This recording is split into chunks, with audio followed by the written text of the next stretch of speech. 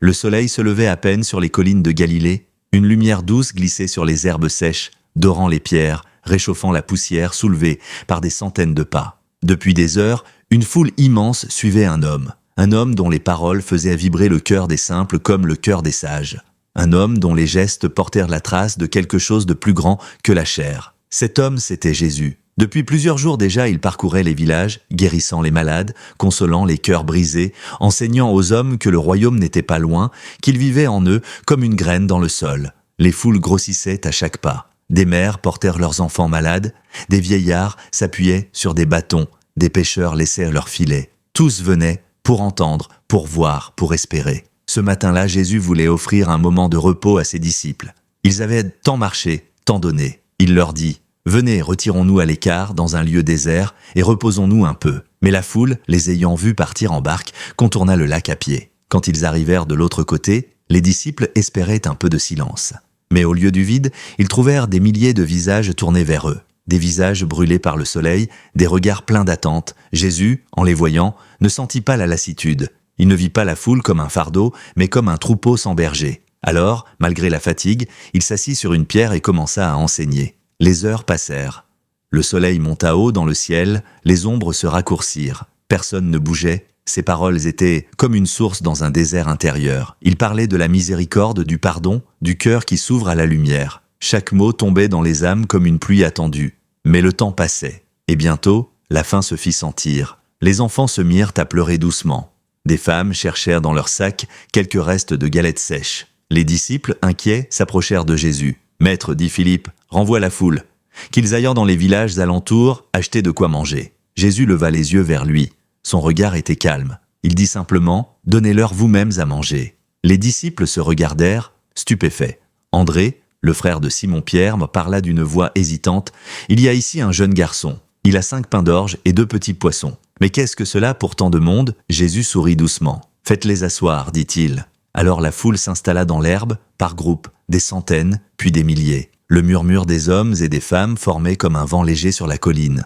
Jésus prit les pains. Il leva les yeux vers le ciel, et il rendit grâce. Les disciples le regardaient. Il bénit les pains, puis commença à les rompre. Un morceau, puis un autre.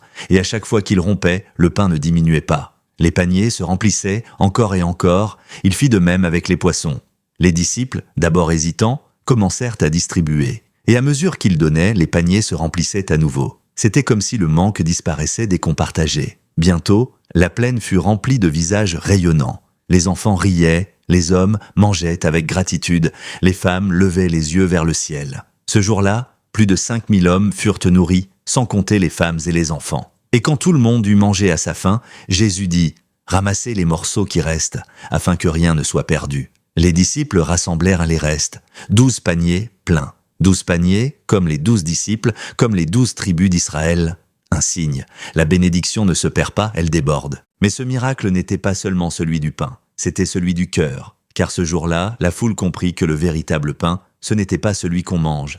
C'était la parole qui nourrit l'âme. C'était l'amour qui se multiplie quand on le partage. Beaucoup repartirent de changés.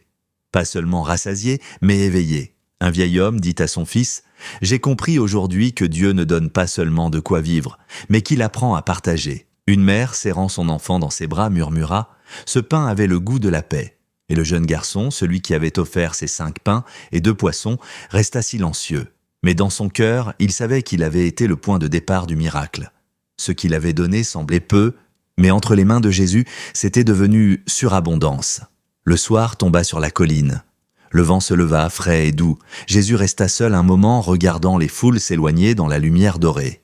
Il pria en silence. Il savait que la vraie multiplication ne venait pas du pain, mais du cœur des hommes. Chaque fois qu'un être humain partage, pardonne ou aime, le miracle recommence. Et si ce miracle n'était pas un souvenir ancien, mais un appel? Et si, aujourd'hui encore, nos 5 pains et 2 poissons, ces petits gestes, ces modestes dons, pouvaient y nourrir des foules entières? Un mot de réconfort, un repas partagé, un sourire donné au bon moment, c'est ainsi que le monde se transforme, un morceau à la fois. Ce récit nous rappelle que tout ce que nous avons, aussi petit soit-il, peut devenir une bénédiction entre les bonnes mains. Ce n'est pas la quantité qui compte, mais le cœur avec lequel on donne. Si cette histoire t'a inspiré, partage-la à ton tour. Abonne-toi pour découvrir d'autres récits qui éclairent le cœur, laisse un commentaire pour dire ce que ce miracle t'inspire, et surtout, n'oublie pas, parfois, le plus grand miracle commence quand tu décides simplement de donner